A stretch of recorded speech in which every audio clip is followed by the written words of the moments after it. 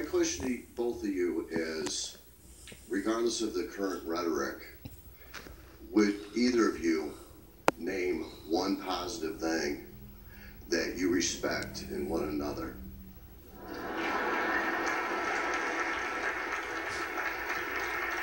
Mr. Trump, would you like to go first?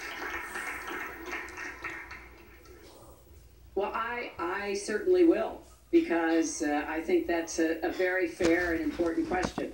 Look, I respect his children.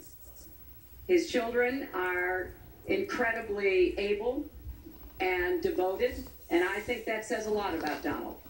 I don't agree with nearly anything else he says or does, but I do respect that, and I think that is something that as a mother and a grandmother is very important to me. So I believe that this election has become in part so conflict oriented, so intense, because there's a lot at stake. This is not an ordinary time, and this is not an ordinary election. We are going to be choosing a president who will set policy for not just 4 or 8 years, but because of some of the important decisions we have to make here at home and around the world, from the Supreme Court to energy and so much else. And so there is a lot at stake. It's one of the most consequential elections that we've had. And that's why I've tried to put forth specific policies and plans, trying to get it off of the personal and put it on to what it is I want to do as president. And that's why I hope people will check on that for themselves, so that they can see that, yes, I've spent 30 years, actually maybe a little more, working to help kids and families, and I want to take all that experience to the White House and do that every single day. Mr. Trump.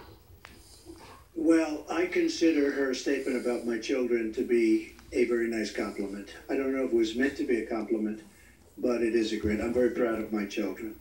And they've done a wonderful job, and they've been wonderful, wonderful kids. So I consider that a compliment.